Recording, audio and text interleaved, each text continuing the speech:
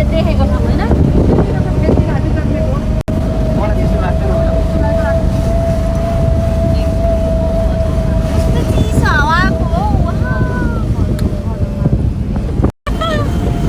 घर चाहिँ नफिर्किने मन छैन घर फिर्किने यस्तो धुमेको छ चिसो न चिसो चिसो खानु आएको साँच्चीकै चिसै खाएर जाने पर्यो कि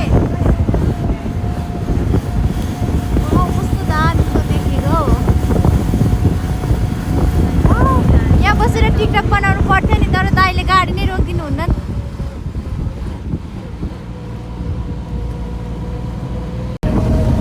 आज त साँच्चै चिसो खान आएको होइन भेडेटारमा हेर्नु त माथि त अगाडि चिसो कति धेरै छ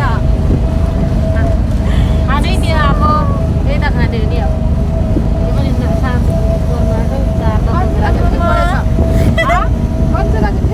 यतिको चिसोले के मान्छेको ज्यान हेर्न ज्यान हेर्दै पनि थाहा भइहाल्छ नि भरै ऊ के अरे ऊ पायो साथी भित्र कोट आइहाल्ने कुकुरी रम ए खानेपछि त जाडो जाडो त सुई पुरी रम खाइदिने लिम्बू नि हो रम त जाडोसित छोडिदेऊ न जाँदैन पाएको त्यति नखाएसम्म त जात पो जान्छ घरमै छ तोङमा त नखाने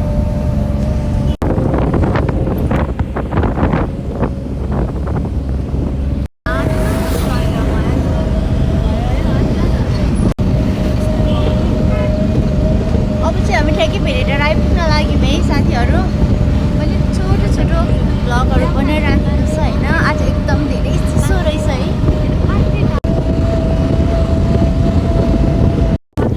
अब हामी चाहिँ ठ्याक्कै भेडेटार आइपुग्यौँ है साथीहरू होइन आज कति धेरै चिसो सायद सधैँ यस्तै हुने हो र भनेको यो ठाउँमा त्यही भनेर ज्याकेट बोकौँ भनेको मान्नु भएन त्यही गर्मी चिसो गर्मी भनेर हेर्नु आजको हाम्रो हालत जिन्दगी चिसो खान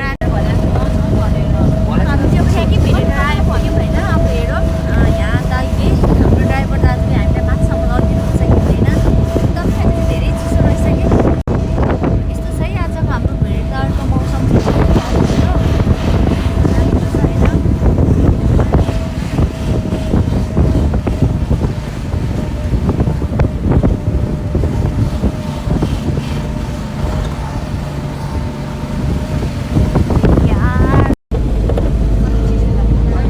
हामीले ठ्याक्कै भेडेटार आइपुग्यौँ है अब हेरौँ हामी जानुपर्ने चाहिँ माथिल्लोपट्टि हुन्छ होइन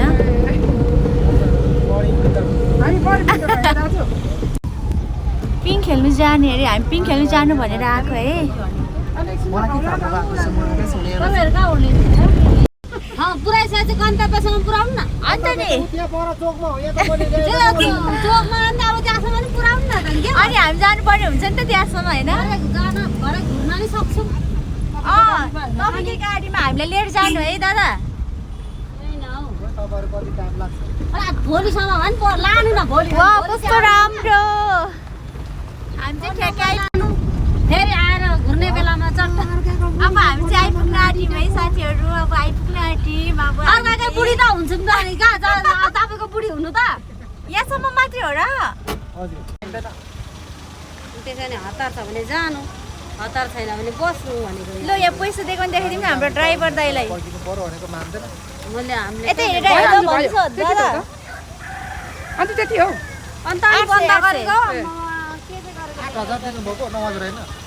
हामी अब 1 घन्टामा झर्छौँ होला है दाइ टिप्नु न त हामी चाहिँ ठ्याक्कै यो शङ्ख पार्कमा आइपुग्यौँ है अब हामी चाहिँ माथि जानुपर्ने हुन्छ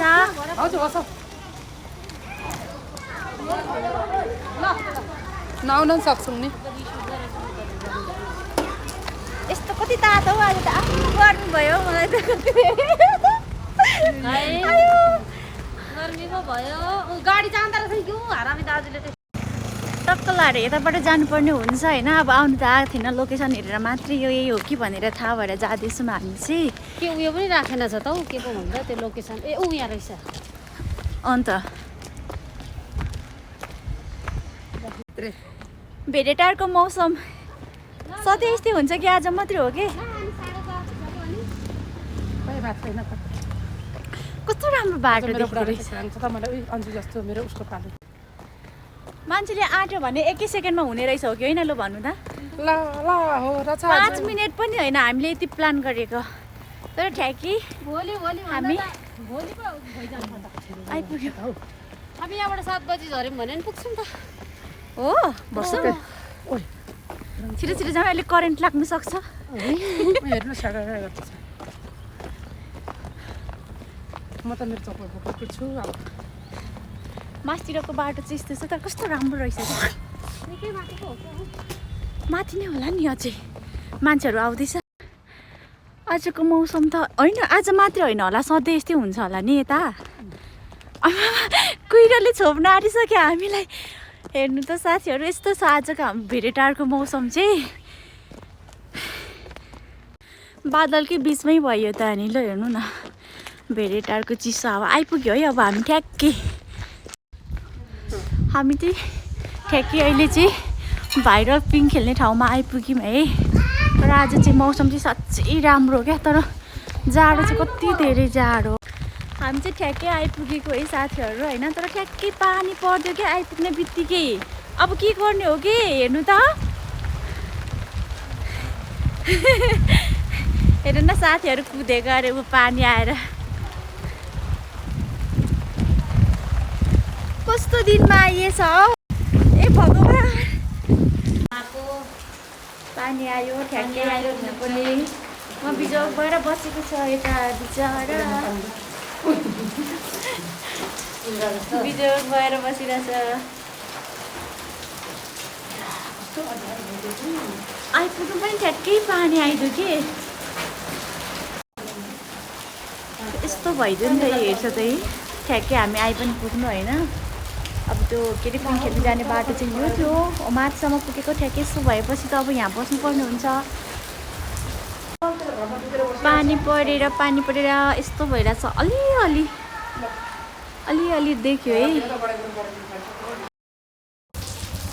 हामी चाहिँ एकैछिनको के भन्छ एकैछिनको यो सल्लाहले आएको होइन। तर हेर्छ न ठ्याक्कै यहाँ आइपुग्नु पर्ने होइन। यहाँको मौसम त यस्तो भइदिएको के।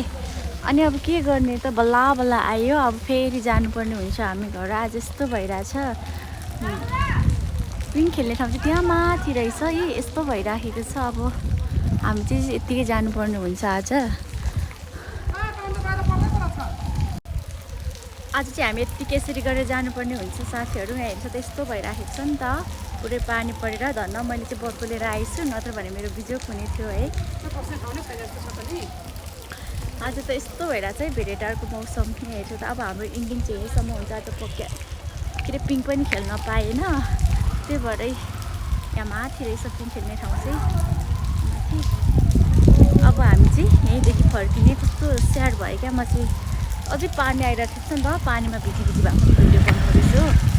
त्यही छैन, ठिकै छ। नेक्स्ट टाइम आउँला। अब भोलि नै चाहिँ आउँछौँ भन्न सकिँदैन। अब कुनै दिन आउनु पर्ला है त साथीहरू। ल आजको हाम्रो यात्रा चाहिँ यहीँसम्म मात्र हो है। अब यहाँदेखि माथि जान नि पाइँदैन होइन। पानी परेर दिएन नि त हामीलाई माथि जानुलाई, त्यही भएर बिजोग भयो है आज।